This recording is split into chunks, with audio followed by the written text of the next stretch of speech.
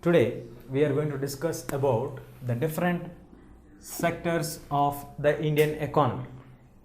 We all know that daily we look at different people working in different fields. For example, we look at farmers working in the field. We look at people who are making bricks from the mud. We look at people who are making pottery. We look at people who are doing their artistic people, craftsmen, weavers, the person who is bringing the postal letters, postman. So all these different jobs, what we look at people around us is called different sectors. So today in our lesson, we are going to learn about the sectors of the Indian economy. How are the different sectors that are functioning in the Indian economy? Indian economy is known for its variety of work style. In Indian economy also we have different sections or sectors of people working. We already know that generally the categorization of the country, whether it is a developed nation or developing nation or still an underdeveloped nation, but still needs clarification on which sector the more number of people are working. Depending on the number of people working in the different sectors, the country will be categorized into a developed, non-developed or a developing country. The first sector what we call is the primary sector. What is a primary sector? The primary sector is nothing but what we take from nature is called primary sector. For example, let us take milk. Milk is taken from the animals directly, which we get naturally. Here we are not adding anything to get milk. Mineral ores, which we get from the nature directly. Coal, which we get from the nature. Agriculture, we till the soil and we start to cultivate the land, primary sector. Forest, from forest whatever we get, the fruits, the different kinds of animals, the different kinds of fruit, medicinal herbs, all these come from the as a asset from the forest. Forestry, dairy, farming, agriculture, quarrying, cutting down the stones, hills, quarrying, and also doing fishing. All these things come under the basic occupations or the primary sector where we are directly dependent on the nature. Primary means depending on the nature. The sectors which come under the primary are agriculture,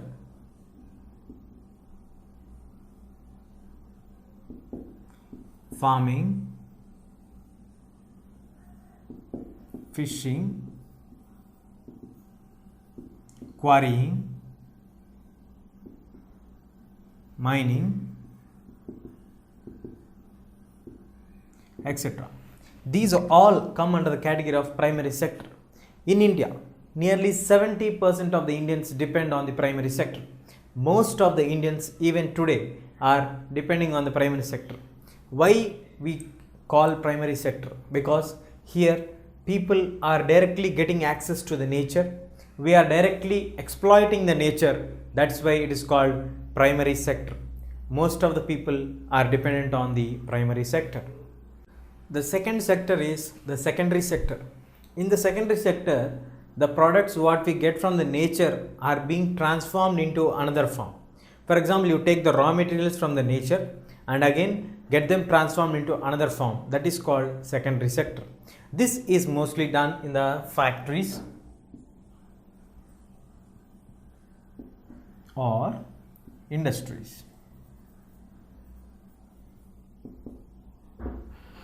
The secondary sector is nothing but identifying the important raw materials and making them to transform into useful products in this earth is called as transformation of the old raw material into very useful, valuable product.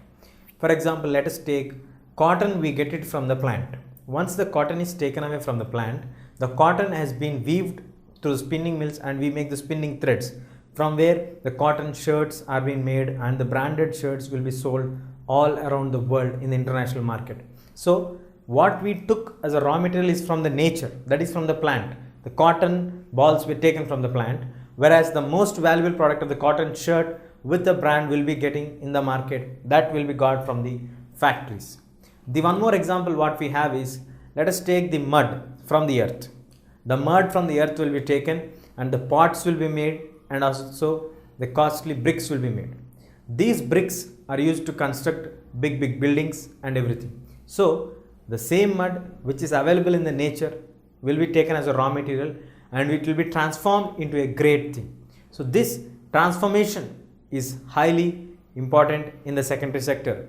So whatever gets transformed from its original state and structure to a new form is called secondary structure, as it is most of the times done in the industries or the factories.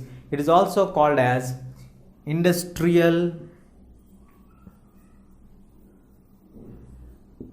sector. It is also called as industrial sector. Now the third sector is the service sector.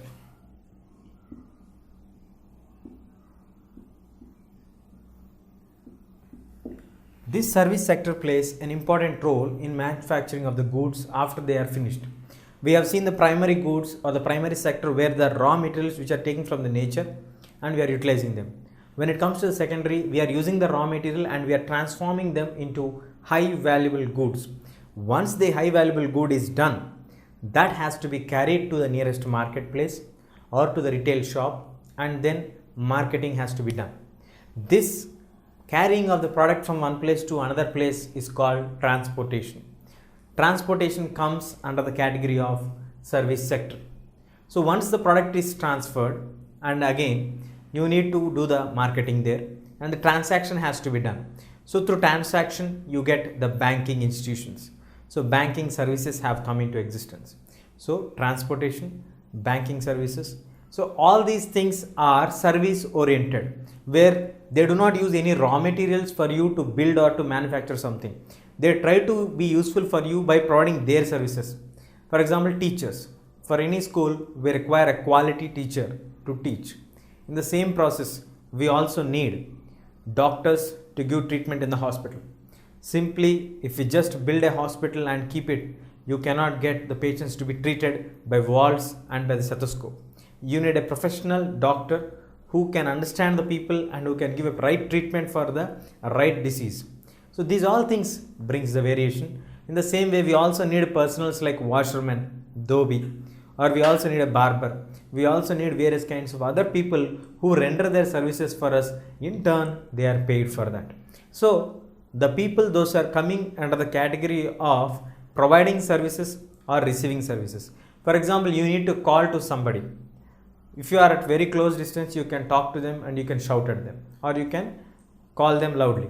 But when we are talking to people who are at far off places, we need a network connectivity there. That is the telephone. From telephone, we again have the STD network system. So all these things will bring the variation for us. This understanding is very important. So nowadays, ATM machines, booths, telephone booths, internet services, software technologies, medical facilities, banking facilities, financial sector, all these things have been categorized under the category of service sector. Here they are closely associated with providing services to the individual, not by taking any raw materials from the nature, or not by taking or utilizing or reshaping the raw form into a valuable product. Once that is done in the primary and the secondary sector, marketing of these products also come under the category of this sector of service sector. That is the reason why, as most of the activity is done on the earth and that also on the level of the land, that's why it is also called as territory sector. Service sector is also called as territory sector.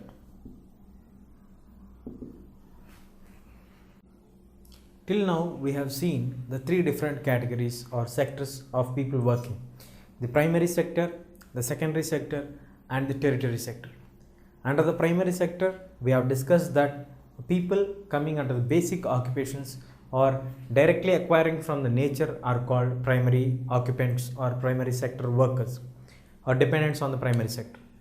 Once we move on from the primary to the next level, like using the raw materials from the nature and manufacturing the most important valuable goods, is called secondary sector. as most of the work is done in the secondary sector in the factories or the industries. It is rightly also known as industrial sector. After moving on from these two, the marketing, the transportation, the services, the medical, the financial, all the things are service oriented. So we got the third sector named as service sector, but actual name is tertiary sector. Now comparing the three sectors, how can we compare the three sectors? In primary sector, we have people taking the things like milk and all. So how can milk be compared with a brick? And how can brick be compared with the services which are provided by a restaurant bar attendant who comes and attends you something for your service? How can the hospitality in a hotel can be brought into comparison with a brick or a milk? So brick is different, milk is different, and the services which are provided by a hospitality or a hospital is different. So how do you bring this at the same stretch? How can we compare the three service sectors or three sectors together? Is it easy task or is it a difficult task? Yes, it is a very difficult task earlier, but now the economists have come down with a good solution for this.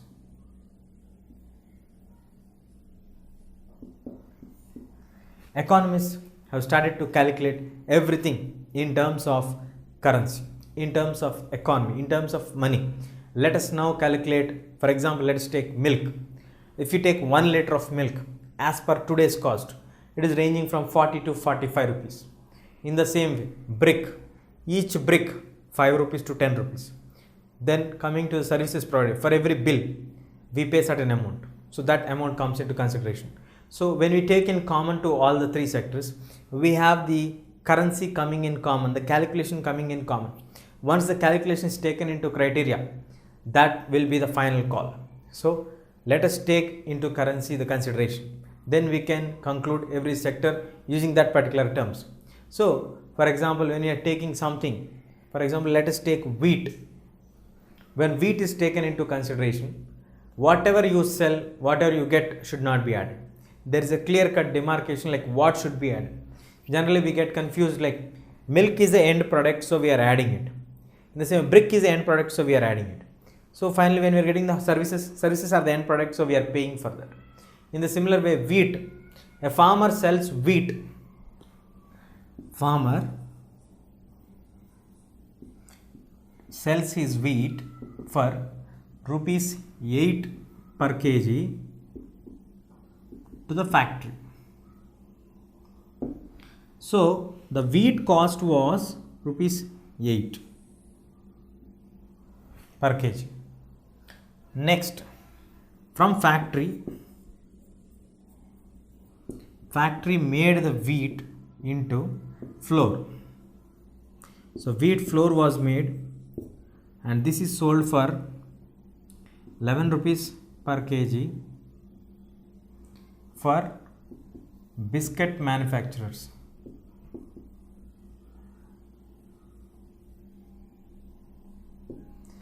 ₹8 to 11 rupees. Again, the biscuit manufacturer has made biscuits and got rupees 60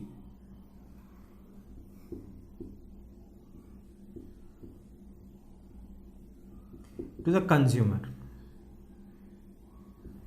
So rupees 60 is the final product what we got at the cost of the wheat. So 50 he has made 4 biscuit packets and he sold to the customers and he got this much amount the consumers. Now when we add, as I told you before, we should not add everything whatever you get in terms of economy. You cannot add 8 rupees and 11 rupees and 60 rupees. Final product what we are getting is only 60 rupees. There is a small twist here. The farmer what he is selling is the primary product or basic product. The base for making of the biscuits is wheat. This is a primary product. Then once the primary product is being transformed from its original shape to another shape, then this becomes intermediary product.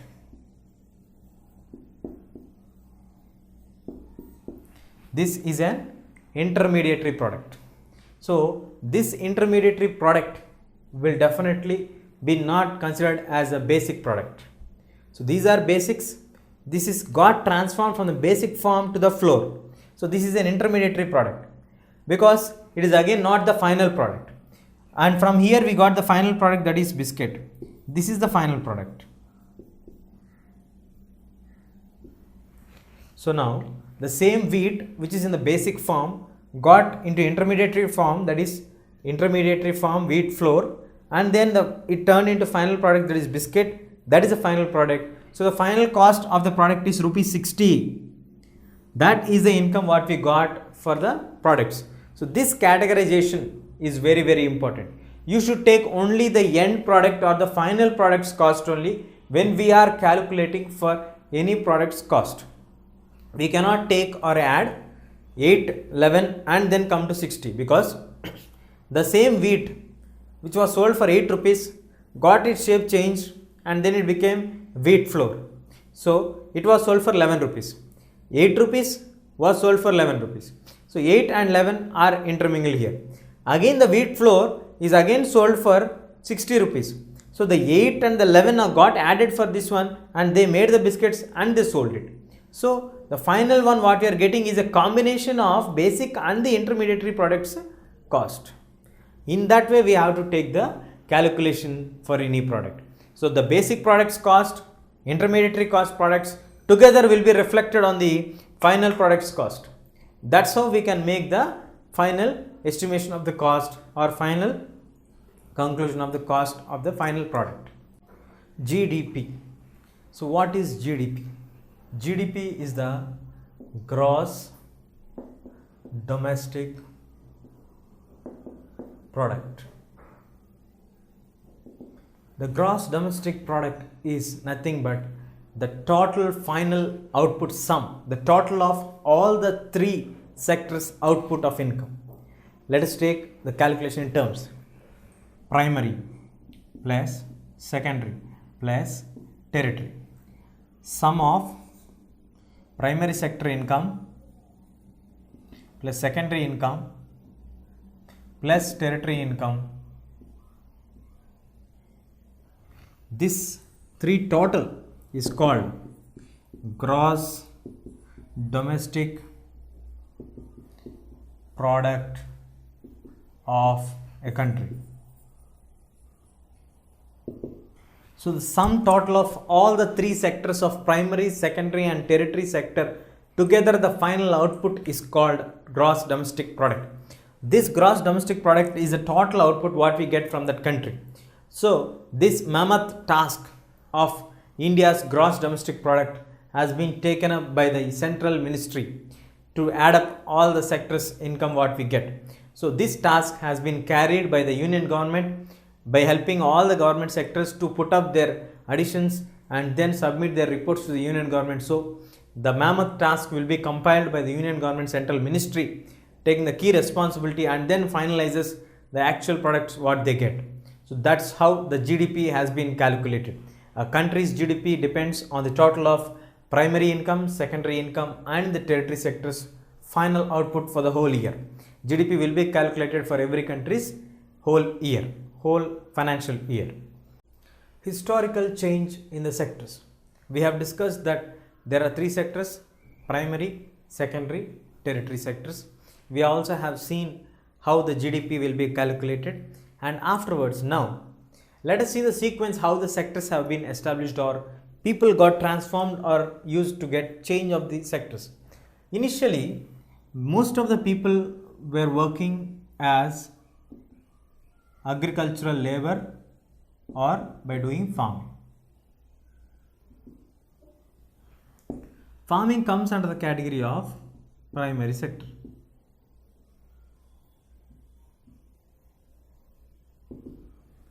So agriculture or farming, being an agricultural sector, for many years it was highly dependent on monsoons, and most of the times we could not have better techniques to utilize them. But slowly as the years passed on, today there are different manufacturing techniques which have come up, new pesticides have come up, new quality seeds have come up. The green revolution, the high yielding variety seeds have brought a drastic change in the life and the outcome of the agricultural sector. Once the green revolution have come in 1960s, that has brought a drastic change, and which led to the complete revolution in the production of field of agriculture. So later the new techniques have come, new methods have come, new systems of jobs have come. So slowly people started to move on to transport the raw material from one place to another place. That transportation has developed. Then later we got many industries got established. So people started to get settled in industrial sector.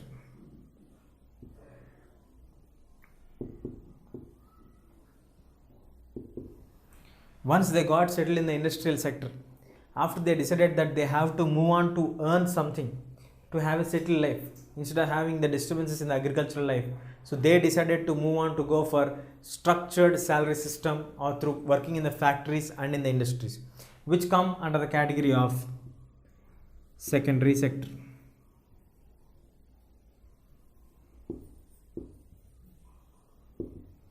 Earlier people used to work only under the primary sector.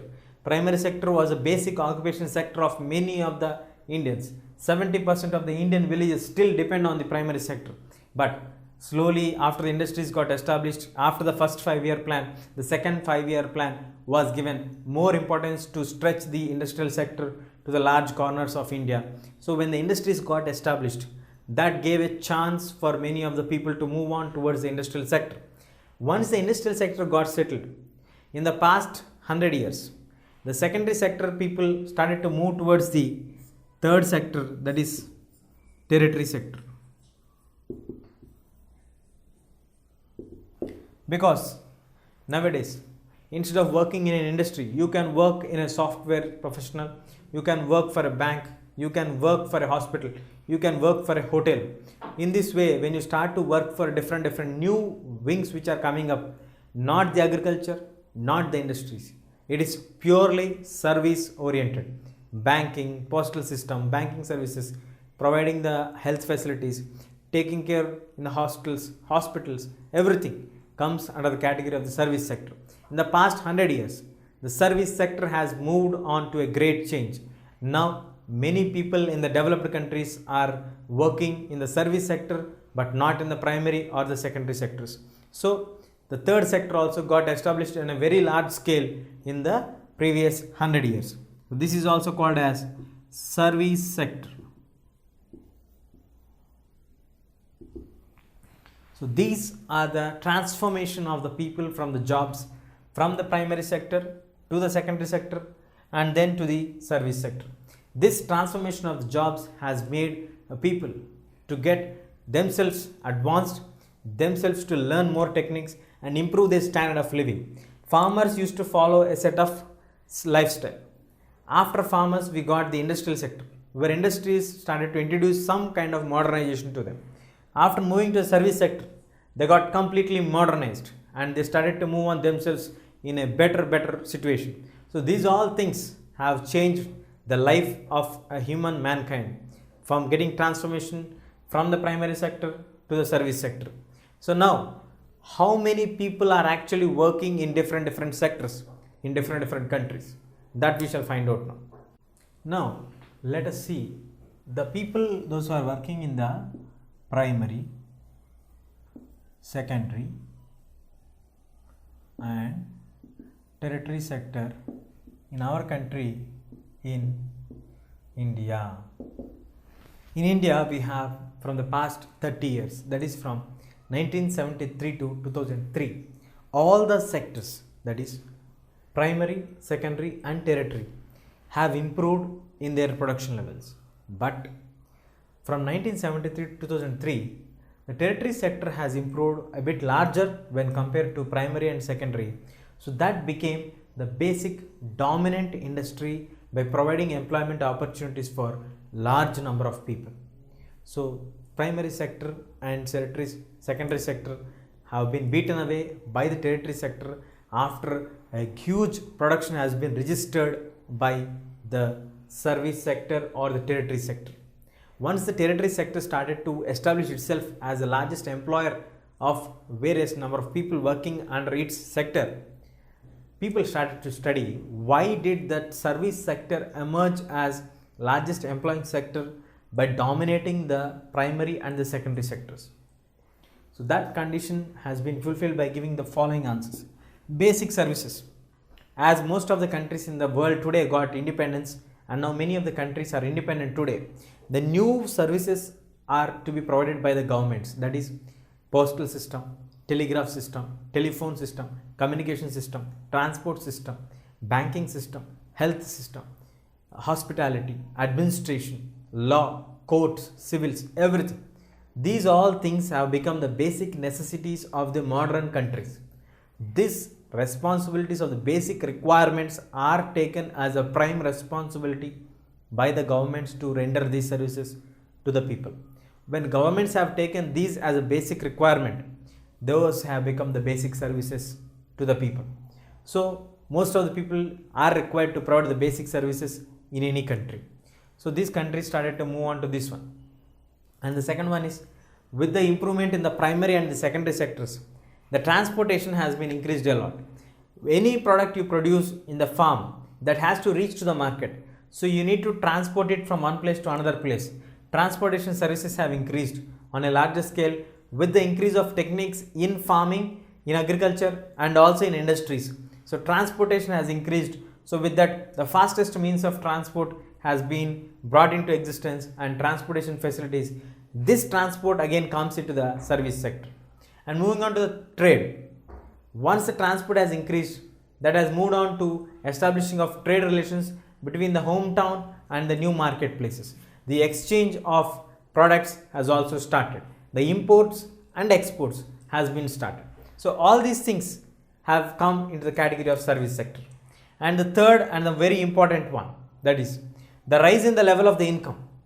Farmers have a restricted income, but they have a lot of hard work to do, as well as there may be a situation of unguaranteed situation. But when it comes to the income levels of service sector, it is a guaranteed income and assured with payment. So once the incomes are guaranteed and safe and secure, definitely people would prefer to go for that safe and secured income basis. And finally, after the 1990s, new services have come, that is the information technology services. The software solutions have come up on a very larger scale, which has initiated the process of accommodating millions of workers of India working under this sector. So that's how the service sector has become the dominant sector in the past 30 years from 1973 to 2003. That has again increased into fourfold times from 2003 to 2013. Now, let's have a brief recall of what are the factors that made territory sector to put on the top of all the three sectors. One is the basic services of government, which are provided by hospitality, civil record maintenance, administration, law, judiciary, hospitality, then hospitals. Everything comes as a basic requirement of the modern countries that has been taken as a responsibility of the governments of the modern nations. Transportation and trade. Primary and secondary sectors, when they started to develop, they also need good transportation facilities, good storehouses, warehouses, so that they can store their product and they can sell it for high price in the market. And also trade has increased, trade activity has increased, international trade has come into existence. Rise in the income level, this played a very vital role. The rise in the income level of the people, those who are working in the service sector, has initiated a great progress in the lives of the people, those who are working for this sector. And then the new services are those which are brought into existence from 1990s, that is the software solutions, which have brought a drastic change in the lives of the people, those who are working for software industries. So all these things are the key factors which made the service sector to be on the top of the top three sectors, and today many of the people are working in the service sector even in India. So this doesn't mean that only they are working in the service sector. They are also working under primary sector. They are also working under secondary sector. Finally, they are working now, more number of people equally important with the primary and secondary in the tertiary sector. That's the conclusion of this subtopic. Now, let us try to understand where are the most of the people employed. We have discussed in the previous part of the lesson that from 1973 to 2003, in the past 30 years, there has been a drastic change of people from one sector to the another sector. But as the time passed on, Now the question is, from where did the people come to this employment? Where are the maximum number of people employed? We are not discussing in terms of economy which sector has brought more income for us. We are just finding out the number of people in which sector are the larger number of people employed. Let us see here. In the agricultural sector, the production has gone up nearly 2.5 times, which is a very good sign. Well, in the service sector, it has gone up to 11 times in the past 30 years. So, we generally assume that when in agriculture only 2.5% has gone up, and when it comes to the service sector 11 times when it has gone up, definitely we can come to a conclusion that there is something like more number of people employed in the service sector. But in contrary to this, we have more than service sector people employed. The number of people employed in the agricultural sector are higher in number, but their total contribution for the country's GDP is just 1/4. The gross domestic product, the sum total of primary, secondary and tertiary together is called gross domestic product. So only 1/4 was the amount what they got for the primary, whereas 3/4 was a contribution of GDPs from the service sector and the tertiary sector. Well, in large, nearly 2/3 of the people of Indian population who are working under the primary sector, while 3/4 which contribution is from service and tertiary sector is less than half of the people those who are working in the agricultural sector. So it is not the number of people who are working in that particular sector. The criteria is the contribution towards the GDP. Then when more number of people are working in the agricultural sector, why is agricultural sector not able to contribute on a larger scale to the GDP, and why, though it has less number of people, the service sector and the secondary sector is able to contribute more for the development of the country by contributing in the GDP? Then we come to know about the hidden facts, that is underemployment. Underemployment is nothing but hidden unemployment. Underemployed, employed himself at a very less value than his original value. Hidden unemployment, it is hidden that he is unemployed. So both are a similar case. Let us look at with an example. For example, in a Lakshmi is a family member. Lakshmi owns a small plot of land of 2 acres of land, wherein if in her family she had 3 children and her husband, total 5 members. The 3 children are educated, but they could not find any employment opportunity for them. So they would not sit idle at home. They also would like to contribute for the field's work. So 5 members of the family members would decide and divide their parts of work and perform their work. Actually, these 5 members are not required to work in the 2 hectares of land. It requires only 2 to 3 people for them to work. Means the rest of the 2 can definitely be outside without doing any work and earn more income for them and add income for the family. But here the case is different. When the Lakshmi family members are 5 members, but 5 members are working for the same 2 hectares of land, that means that the rest of the 2 members who are educated but unemployed is called hidden unemployment or underemployed. They are less than their capacity of work. That's what it meant called underemployment. So what is the possible solution for this one? For example, if any owner of a field comes to hire the employees, and if these 2 members of the family also are being hired by a landlord or an agricultural farmer, then these 2 hectares of land work will not get disturbed because they are actually working in an excess for them. They can go outside and work for him and earn more income for the family and make the income benefited for the family. So actually in India, most of the people working in the agriculture sector are underemployed or hidden unemployed. It is not only in the agricultural sector. We see various number of people coming in the urban services like painters, plumbers, electricians. All these people are rendering their services for us. They render their services when we require them only. But other than the other time, they are not required. They are not contributing anything for us. When they are not contributing anything for us, then what is the need of that? They are not having full employment. They are also underemployed because they get time only in part times. So they are not fully employed. And in the same case, when we have the rickshaw pullers and all these people, car drivers, cab drivers, all these people, these are also not full-time workers. They are also part-time workers. This underemployed situation does not exist only in the agricultural sector. It also exists in other fields also. This underemployed situation has to be changed. Then only the country will progress, the family will progress. That is the reason why the contribution of agriculture sector is only 1/4, while as other sectors it is 3/4. Now let us move on to understand how do you can create more jobs with the same situation of Lakshmis. How can we create more employment with the same rural backdrop? We have seen that the situations where people are underemployed means there is a potential which has to be utilized. When the potential is present and if you are not utilizing, that is a mistake of the union government or any organization which runs a society. The society is not able to utilize the potential of the individuals.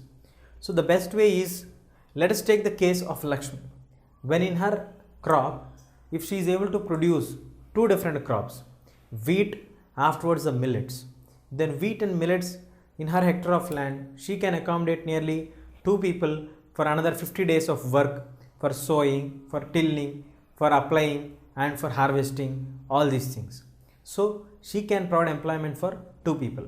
And at the same time, in the villages, in order to improve the agricultural facilities like providing irrigational water, so construction of dams or small canals which are connecting the water body to the farmers' fields, if these are initiated by the government, definitely the rest of the members in the family who will not be employed in the agricultural crop of Lakshmi can go towards that side and contribute there and benefit the society as well as benefit their family. So we can get employment opportunity by construction of dams or canals. And once the construction of dams has been connected, the water problem of the farmers is solved. Then they will be able to produce in high output when compared to the previous levels. Once they are able to produce in high production output, they need good roads and transport to make their output product to travel to the market. So government has to invest some amount and build good all weathered roads so that the transportation facilities will increase. So through transportation, some people will get employment opportunities.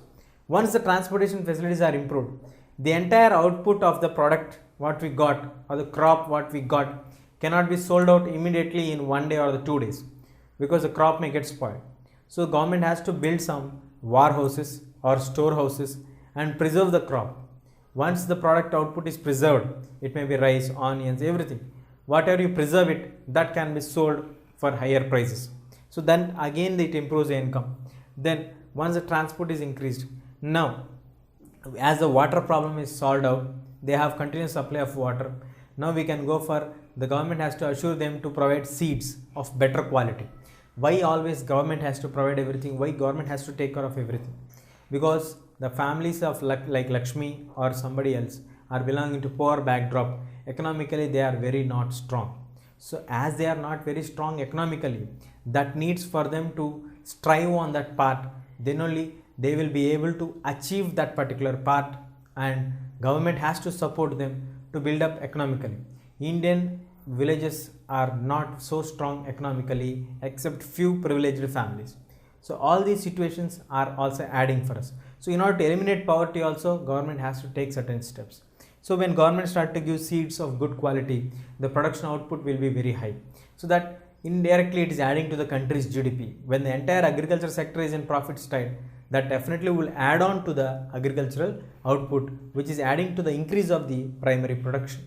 So these all things are interrelated. And next, when we have the other problem what most of the villagers face is financial problems. Nobody gives for them credit to buy seeds. Nobody gives them credit to buy fertilizers and pesticides. So government also should arrange some cooperative societies to give some amount of loan for them as a credit, which they can pay at very low rate of interest because the money lenders lend money for them with very high rate of interest. Instead of that, if they are given with very low rate of interest, that would definitely help them to become very happy and do their business without getting exploited. So once the finances are done, and if all the people in the villages are decided to go for millets, then in the semi rural areas, which is not a city, not a rural area, in that areas have to be identified, and there we have to keep some industries or mills. Then for example, when the millets have been produced or pulses have been produced, if you have a flour mill there, that is which is produces dal, definitely that will give an employment opportunity for all of them, and also the products what you are getting from the raw material can be transformed into the useful product very easily. So the basic product, intermediate product also will be available for us in the market. So like this we can create the employment opportunities and industries will develop. So it's not necessarily that everybody should move to an urban area to find out a better employment. The villages also can be brought into very good state of situation where employment opportunities are provided for everybody by using certain small techniques and small investments which government can initiate and make the villages to develop on a very larger scale. Now let us learn that according to the Planning Commission,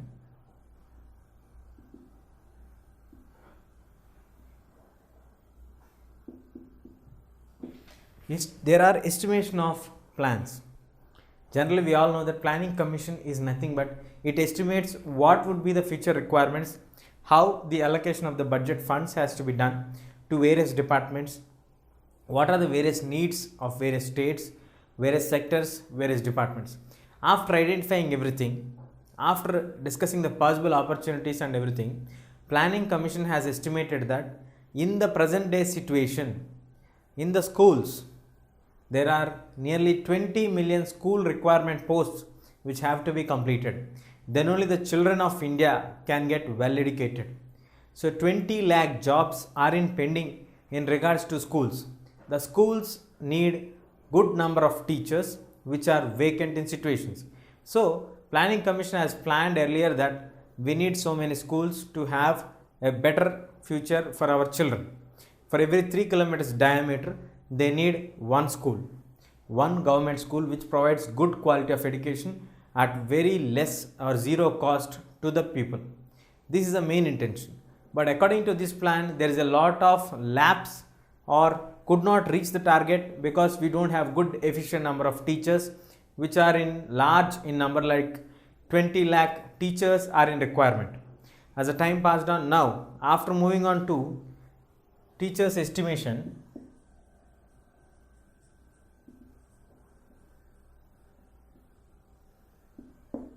Planning Commission again identified that the other major industry which can also be considered as an industry which is not considered as an industry seriously in our country is the tourism sector.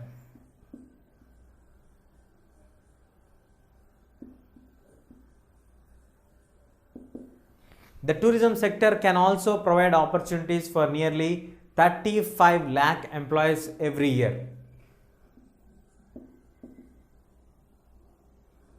35 lakh employees every year, which means it has to be considered as a very good sector, more powerful sector, or it can provide opportunities for lakhs of people.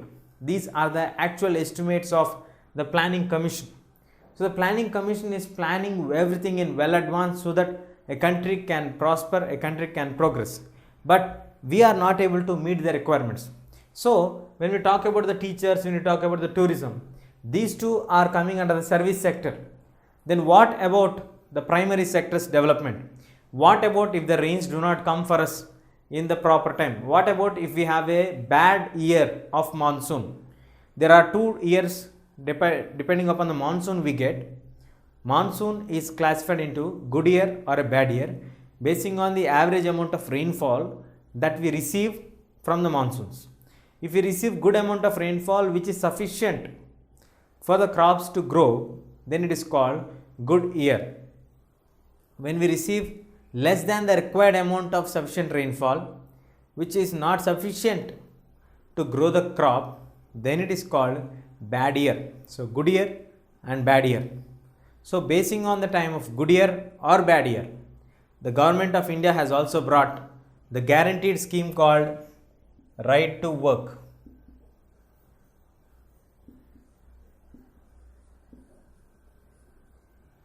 This is called right to work. This will be implemented in India in 200 districts. These 200 districts are spread in various corners of the country. This was brought under the Government Act of National Rural Employment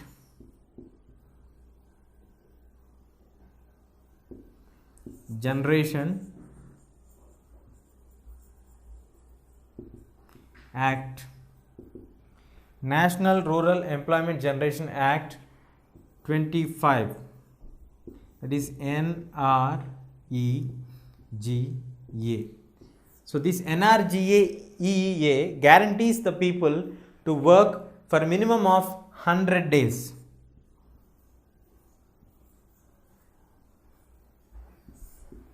The government of India takes the responsibility to the people of all these 20 districts people to get work for 100 days. It will make the people to work for 100 days and it pays the necessary allowances either in the food for work program or in the various other programs by making them to make part of the nation building. And in this scheme also they give more focus to build the national important products like canals, irrigation projects, roads, infrastructure or anything which will be adding on for us in the future. So that kind of projects are taken up in the National Rural Employment Guarantee Act.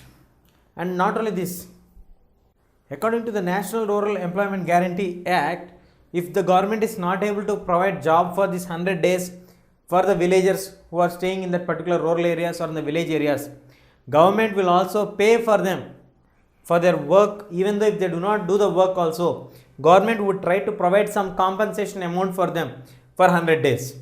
This 100 days amount will be deposited for them in their accounts so that they can lead their life not luxuriously but in a comfortable level. Why we should take only for 100 days? Why not it can be taken for 365 days or why it is not taken for 200 days? Generally there is a gap between a crop and the non-crop season. So the crop season is for 6 months and the gap may be for another 50 days, again we may get the other crop. So in the meanwhile, if they are not able to get for the second crop, the government has taken the responsibility to make sure that they will have a good living by providing the guarantee of 100 days work. That's why government has initiated the process of 100 days work through the guarantee program called National Rural Employment Guarantee Act of 2005.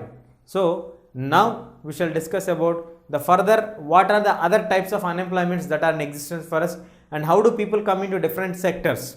Not only the primary and the secondary sector, we are also having some other sectors. What are those sectors? As I mentioned, not only the primary, secondary and tertiary, we are also having some other sectors. What are those sectors?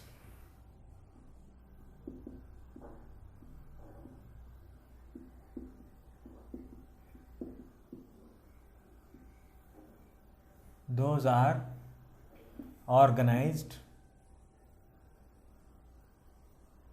and unorganized sectors.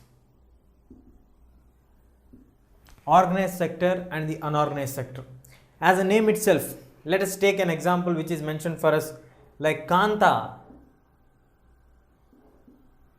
Kanta works in the organized sector whereas Kamala works in the unorganized sector. What is organized sector? What is unorganized sector? When Kanta is working in an organized sector, in the organized sector, they need to follow certain rules and regulations. First of all, if they want to establish something, they need to follow the Factories Act. Once the factory is established, again they need to follow to have the employees with them, Employees Act. Next, payment, gratuity, better wages, leaves, facilities, These all had to be followed in an organized sector. The organized sector, they have to follow the rules which are laid by the Government of India under the Factories Act, under the Employees Act. They also have to take the care of the employees by providing them gratuity, medical benefits, ESA and everything, and also give them the packages which are fixed by the government, which are a fixed tenure of scales according to the government salaries, and then they also have fixed leaves. They also have certain facilities like drinking water has to be provided for them, and then washrooms has to be maintained for them, dining places have to be provided for them. Everything has to be taken care, leisure time should be given for them. So there should not be any kind of pressure or any kind of harassments. Everything will be maintained in the organized sector. Kanta. While Kanta is working here, when Kamala is working here, Kamala is working in a different sector which is coming under the unorganized sector. This is an opposite to the organized sector. In the unorganized sector, here we are following Factories Act, Employees Act, payment, gratuity and everything. There no rules are followed. No rules are followed. It depends on the mercy of the employer. Employer is supreme.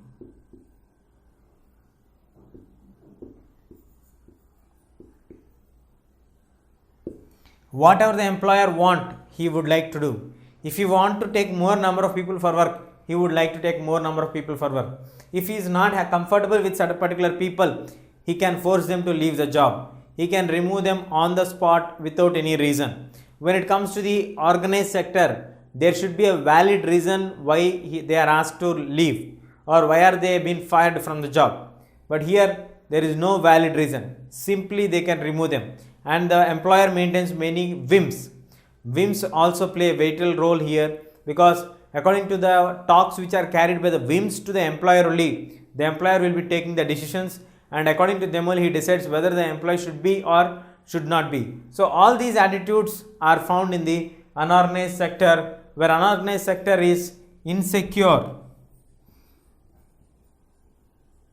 of employment.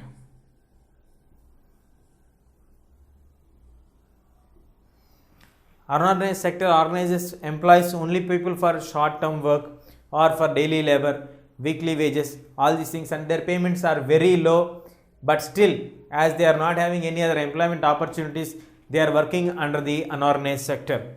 But when it comes to the organized sector, employee guarantee will be there, payments are assured for them.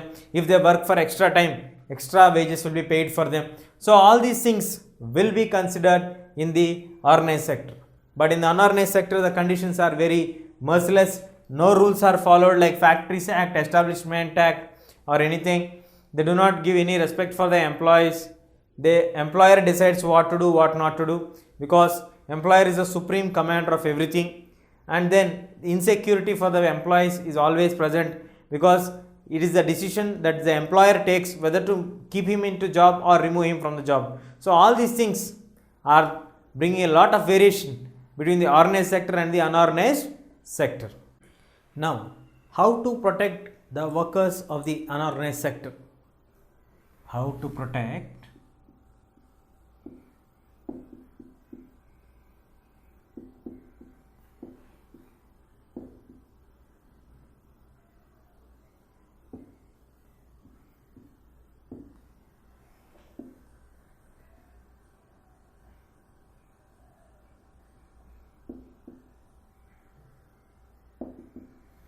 as we discussed earlier, the people, those who are working in the organized sector and the unorganized sector, organized sector is having systematic rules, regulations and everything. Well, as coming in the unorganized sector, we find many companies which are also organized but claim themselves as unorganized sectors. Why do large companies also they are being organized, then why do they claim themselves as unorganized sectors? Because the organized companies would like to evade the taxes. They would not like to pay any kind of taxes for the government. So they would like to register themselves as unorganized sector industries rather than organized sector industries. They also try to avoid following the rules and regulations or the labor acts, because it provides rights for the laborers to act and to behave or to question the acts of the management. So they would not like to follow any of these kind of things. They are making the people to work at very low wages, and that also because of 1990s later period.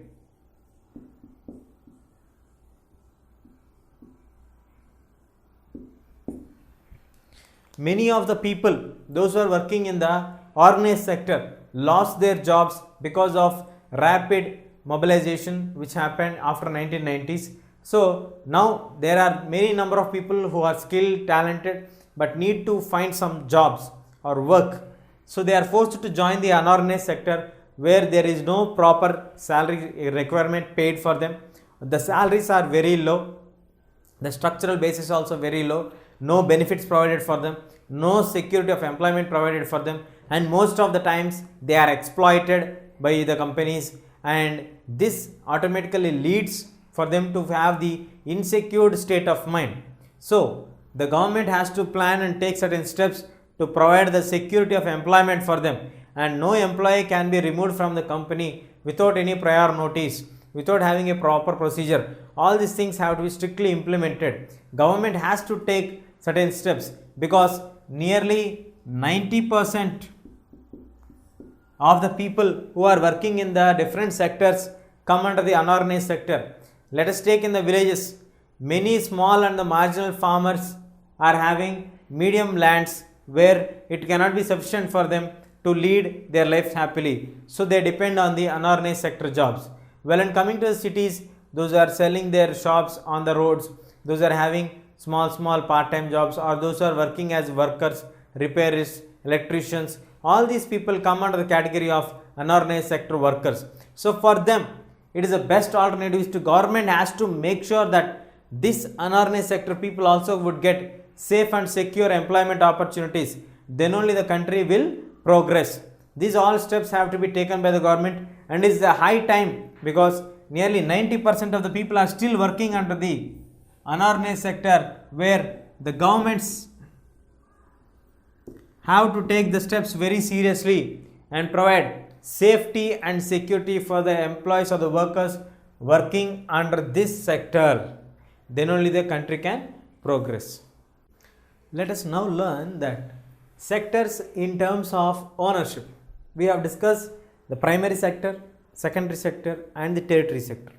Again we have discussed the sectors: organized sector, unorganized sector. Again we have sector classification basing on the ownership. Who is the owner? If government owns everything, for example railways. In railways, starting from the railway track to the railway engines, railway locomotives, railway compartments, railway platforms, railway lands, everything are owned by the government of India. So railway comes under the category of government owned industry. It is also known as public property. Everybody can use this one. There is no restrictions laid for any individual who cannot utilize this because it is the owner is government. Government can own everything in railways. So obviously it gives chance for everybody in the country to utilize that one. When any individual owns the property and he runs according to his interest, his motto, his understanding, that is called private. The example for private industries are Tata Industry of Steel and Corporation, Reliance Industries Limited. These are the major examples for private industries. We have public industries, private industries. Public industries are everything which are owned by the government of India, and equally it is shared for all the public. When it comes to private industries, it is owned by a private individual. Private individual is the supreme authority over all his property and assets. He runs with his own interest. Generally, all the private industries are run with the profit motto. Their main motto of running behind any industry or any business is profit. They want to earn huge amounts of profit. So private industries ownership is profit. But when it comes to the private industries to public industries, the government has certain responsibilities in the modern days. The modern day governments are not any other governments like in the previous olden days. Today the modern day governments are responsible governments. Democratic governments are also called as responsible, reasonable governments. So they have more number of responsibilities. Let us discuss why government have certain responsibilities, and let us find out some of the responsibilities of the government. Government has certain responsibilities like support. Government needs to support certain things because private industries are run only and only with the motto of profit, whereas public industries are run with the motto of taking care towards the public.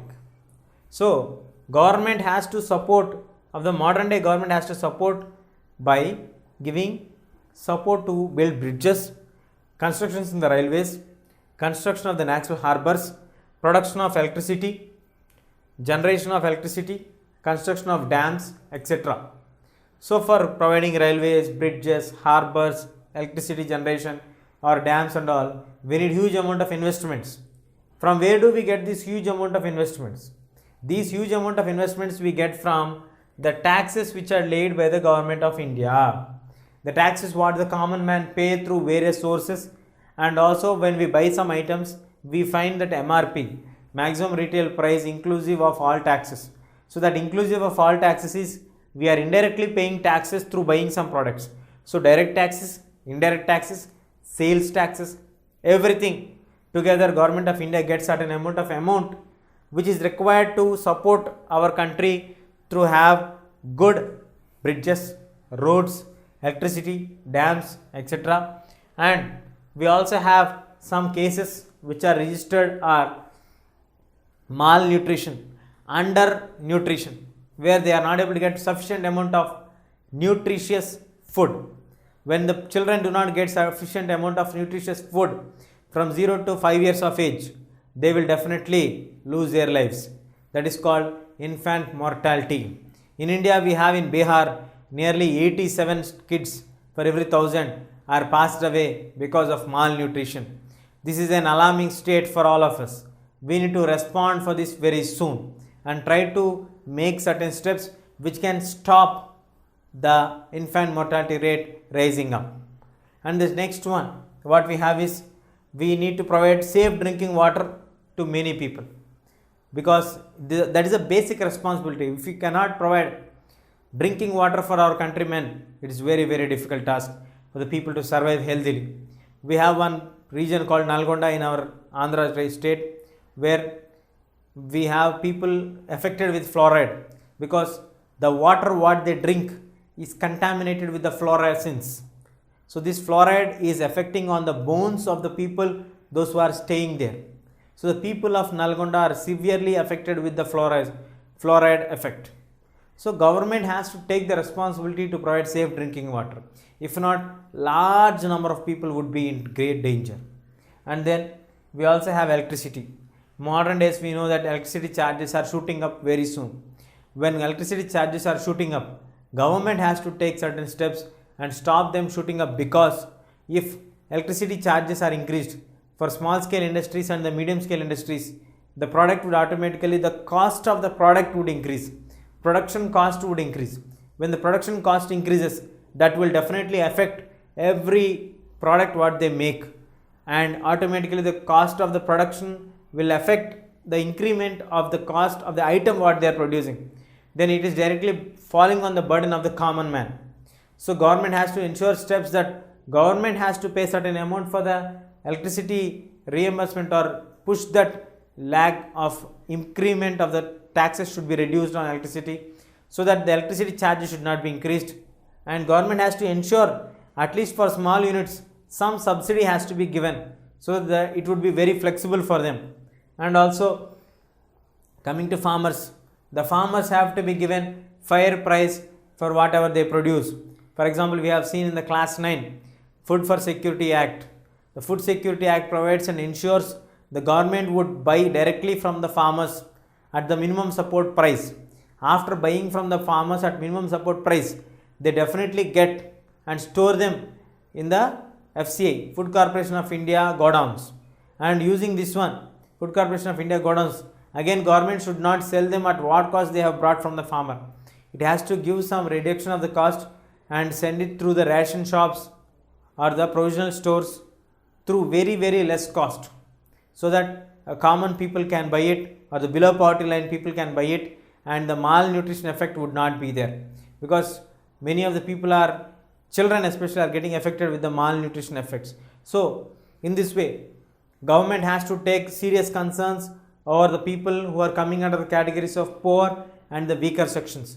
So in order to ensure that government will take proper actions on this, government has to plan to spend more funds on these sectors where there is a requirement, and ensure that these are functioning successfully so that larger number of people would get benefited from the functioning of these sectors. So that is the main motto of modern day governments or responsible governments of the present century.